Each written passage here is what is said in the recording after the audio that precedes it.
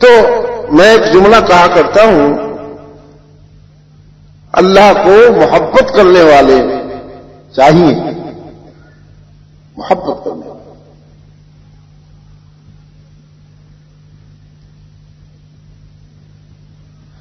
جنت کی تمنا اچھی بات ہے، جہنم کا ڈر بھی اچھی بات ہے، لیکن اصل بات یہ ہے کہ وہ راضی ہو جائے۔ روزہ دار کو جو جزا دی گئی، حدیث میں ہے کہ حق تعالی روزہ دار سے فرمائیں گے، بھائی نماز پڑھنے والوں کے لیے ایک مقام ہے، وہ باب الصلاۃ سے گزریں گے، جہاد کرنے والوں کے لیے بھی ایک بہت بڑا مقام ہے، وہ باب الجہاد سے گزریں گے، کوئی باب الصدقہ سے گزرے گا،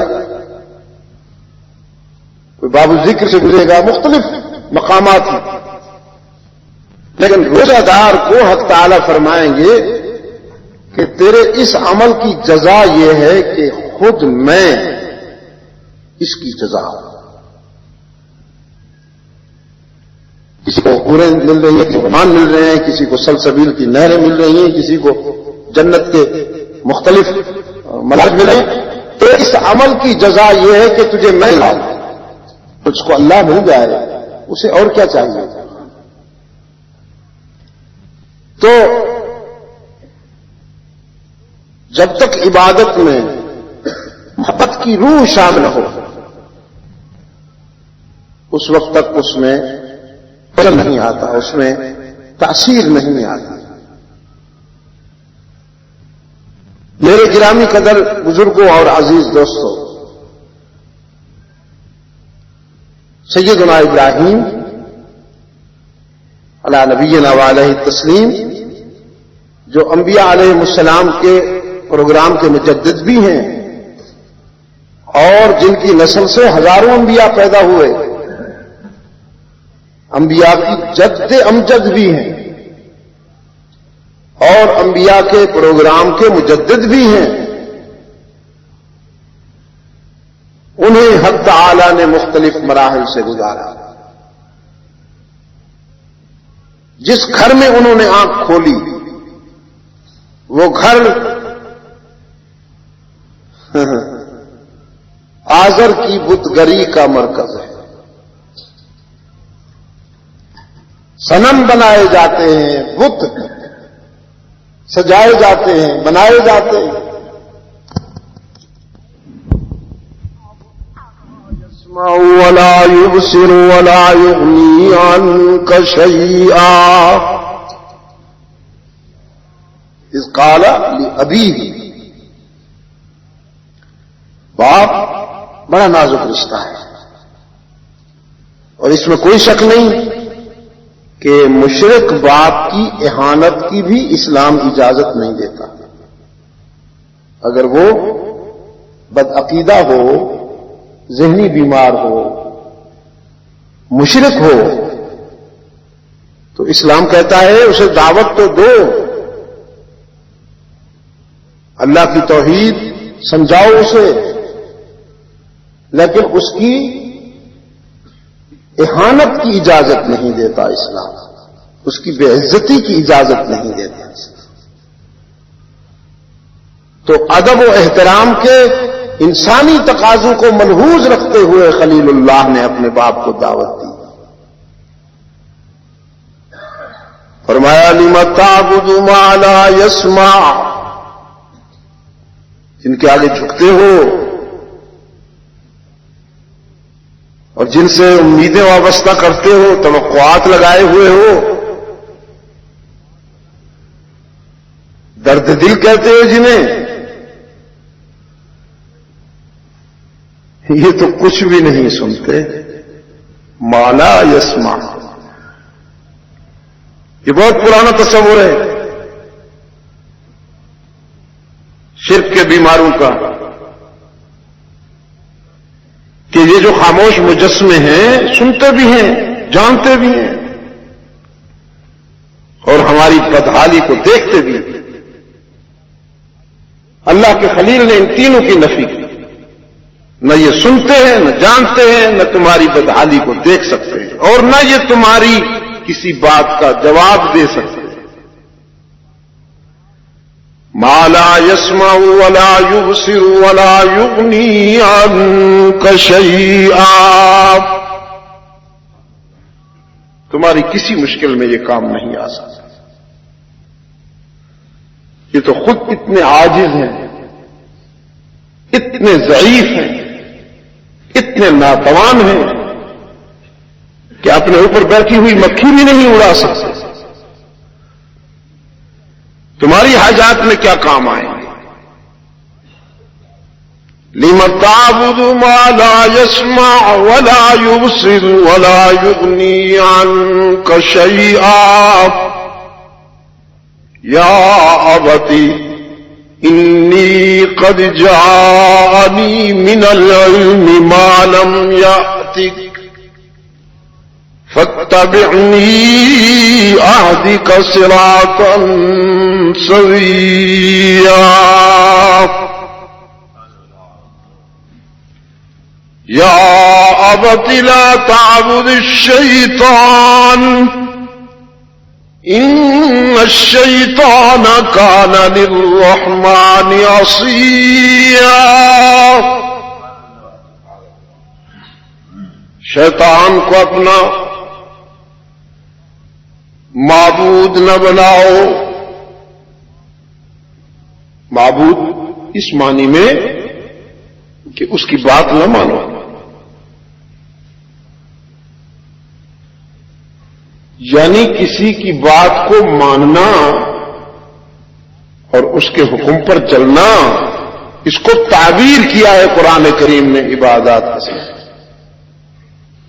افرائیت من اتخذ الہہ ہوا، آپ نے اس شخص کو دیکھا اس نے اپنی خواہشات کو معبود بنا لیا۔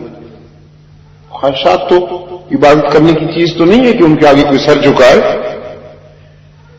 ایک اللہ کی مرضی ہے اور ایک نفس کی مرضی ہے۔ کسی نے اگر اللہ کی مرضی نہیں مانی، نفس کی مرضی مانی، تو گویا اس نے اپنا معبود بدل لیا۔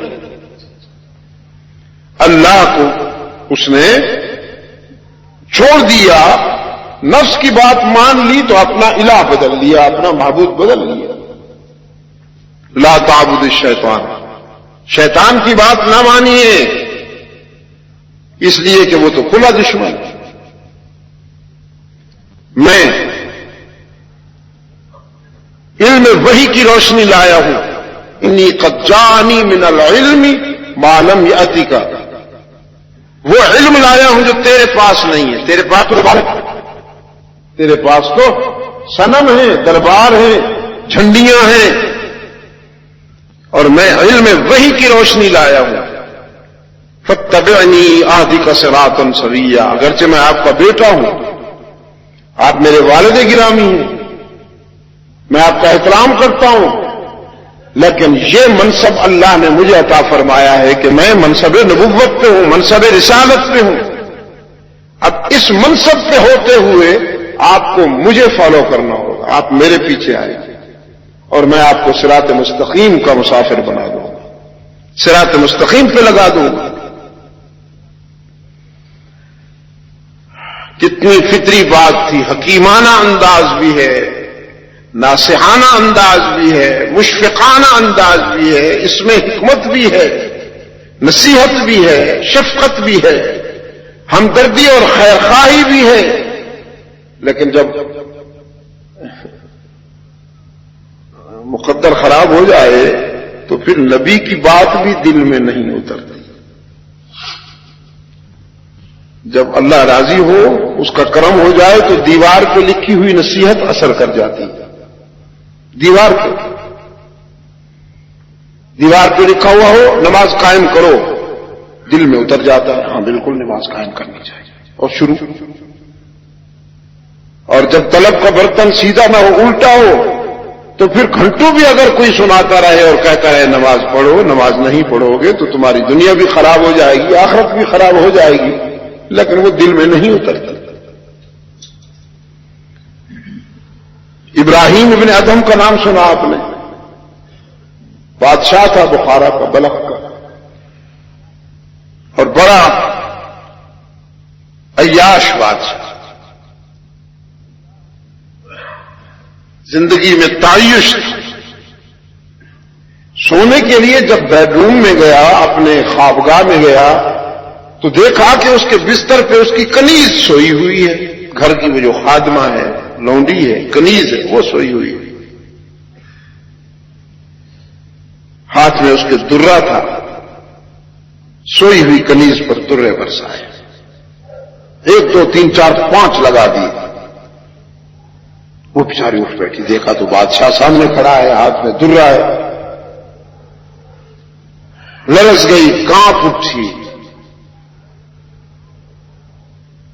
اور کہنے لگی بادشاہ معاف کر دو مجھے، غلطی ہو گئی، آپ کے بستر پر سوئی، سو اس لیے گئی تھی بیچاری انسان جو ہوئی، شاہی بستر بچھاتے ہوئے بڑے نرم و نازک چادروں پہ ہاتھ پڑا تو سوچنے لگی کہ یہ حریر کی چادریں ہیں، اطلس و کمخواب کی، اس پہ سونے سے کتنا سکون ملتا ہوگا۔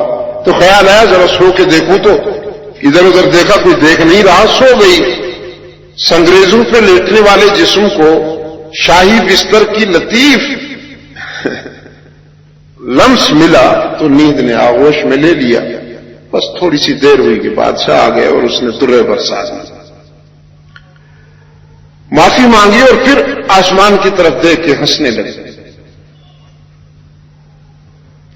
ابراہیم کی زندگی میں اس کا ہنسنا اس کی زندگی کے انقلاب کا آغاز بن گیا، تبدیلی کا باعث بن گیا۔ کہنے لگا تیرا رونا تو میری سمجھ میں آیا ہے، ہنسنا نہیں سمجھا ہوں، ہنستی کیوں ہو؟ ہنسنے کا تو کوئی مقام ہی نہیں ہے۔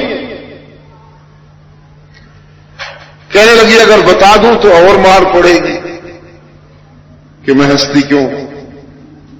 اس نے کہا نہیں ماروں گا، بتاؤ۔ کہتی ہے بس بادشاہ صاحب روئی تو اس لیے ہوں کہ تیرے چابک نے میری چمڑی ادھیڑ ڈالی، ہنستی اس لیے ہوں کہ یا اللہ 5 منٹ اس بستر پہ سوئی ہوں، 5 چابک نہ سزا مل گئے ہیں، جو ساری زندگی سو رہا ہے پتہ نہیں اسے کتنی مار پڑے گی۔